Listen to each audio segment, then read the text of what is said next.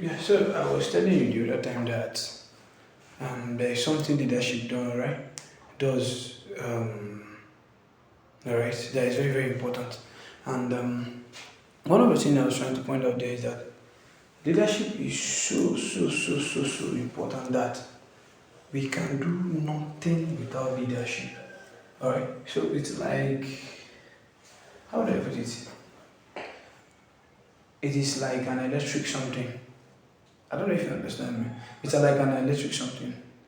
It has capacity to transform you. It has capacity to mold you. It has capacity to change you. Now, when I mean you, I don't mean as an individual because I understand that sometimes, yeah, we could be talking about leadership and then people feel it's all about individuals. But I want you to know that leadership have capacity to change a group. Leadership have capacity to grow a group. It has capacity to motivate and then turn the lives of many people around. So when I tell you that leadership is key in how a people benefit from government and how a people enjoy the dividends of democracy or the dividends of any institution that is rightly due them, is that I'm trying to tell you that the kind of people that form the circle, the kind of people that form the caucus of your leadership determine how well you live in aspect of security, in aspect of welfare, in aspect of education. So the quality of information, I tell you, like, okay, as we are now, one, two, three, four, five, right? Six, and other people are there. So what you should be looking at is the product of what we do here, the kind of work we do, the kind of information we give out, whether be it letters, be it documents, be it legal advice, be it moral advice, be it religious advice. One, two, three, four people are our leaders, right? So the quality of information emanating from us is who they are. We might be lucky because we are just few, and then we have this all of us coming up together. But if it's a larger organization, it is what these few persons do, their quality, the level of their education, the excellence of their spirit, the capacity they have built over the years that will determine the kind of leadership we produce. So even in a place like ours, like this, those who are ahead of us, those who we choose to be our leaders, will determine how well we go and how far we go. And then that aside, I was telling you in respect of government. Now, I have brought this, I made the example close to us so that we understand. Because our secretary, the level of his knowledge is what will be reflected in our letter, probably vetted by the president or the head of the association.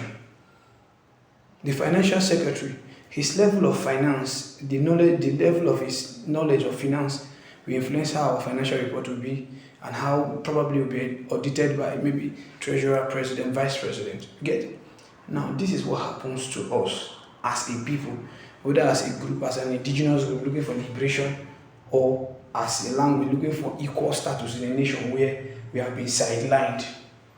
And that is why Nigeria will never go beyond the kind of people they produce. Because once the president comes in, he chooses people, or he select people who work with him according to his knowledge. Those people are a byproduct of what he feels, or how he thinks, or how he sees things. So his perspective is what is usually reflected. Even in a situation where all the other positions are elected, the head, if he bears a lot of influence, will eventually determine how the group goes, because he will always remind members of the cabinet that I am the head, I am the head, I'm the head. I've ever been part of my leadership, I think in my secondary school, so universities. The guy is always reminding us how he's the head. The guy was always reminding us how he's the head. I think that was maybe probably secondary school, I can't remember exactly now. Or maybe somewhere else that I was part of a committee or something. The guy is always remembering us how he's there. And the funny thing is that, oh God, okay. But we have to manage that. You see, you can't do anything beyond who he is and what he perceives. So that is how it is for us as a people. If we decide that the people who always bring us leaders are just average people, we remain average people, other tribes and nations will continue to see us as average people. If we bring excellent people, other people will begin to perceive us as excellent people. So even with the intellectuals among us, that's why we are perceived as we don't like education. Even with the few civil servants we have amidst us, many people have perceived our people like those who don't like to work. That is the same thing that applies to the whole country. So for us to come out of that, we must look at how we select our leaders and bring them forth. Those who are going to represent us must be the best among us. And they must be people who like to uphold standard and maintain standard. All this issue of let this person go and let this one go, well, it might be good, but it is not expedient if you ask me. And that's what happens. Why is it that when we want to do elections here, we just elect the best of us here? Why?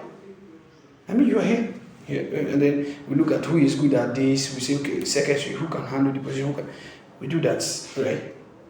But when it comes to what we liberate our own people, you come to communities, you see that the person who is the head is not necessarily sound as the person who is the treasurer or secretary. What's the problem? You see, that's where we are such change. And the same thing applies to this organization, this same thing applies to languages, apply to nations, apply to countries, apply to states, apply to countries, government. So whatsoever the kind of people you bring forth will be the standard. So Nigeria will never, if you're talking about Nigeria, for example, Nigeria is not going to go ahead of where the leaders see themselves or what they have become. So whatsoever you're talking about this morning, it boils down to leadership. Whatsoever we're going to achieve today, it boils down to who are our leaders, what are the expectations they have on us, and what are our own expectations from them. Anything outside that, we might not make any progress, we might not make any headway. So, nothing much to say, but to tell you that you will only go as far as your leaders can see, because they bear the mantle. They are the ones who have the power to direct a path and cause a cut. So when you talk about you pray one day our people will get to you, and the process of selection of leaders does not pray with you, it's a problem. So we all must wake up as young people and say that, and come out boldly to step and say, even if the person is young, he should be sound. Even if the person is young, he should be bold. Even if the person is young, he must be intelligent. Because we can't just keep giving now leadership position as a form of compensation for political loyalty for our own detriment. You know, this thing sounds like I'm being political. Maybe. But if our people must strive and become equal, if we must grow and become like other people, then I tell you, gentlemen, we must wake up and do the best. And when I mean do the best, select the best of us. Send forth the best of us. And not just send them forth, support them, because there is this hostility between the intellectual class and the political class. That must stop. Our politicians, or those who are rich among us, must stop seeing our intellectuals as the enemy. So we must do the right thing and at the right time. So nothing much. God bless you.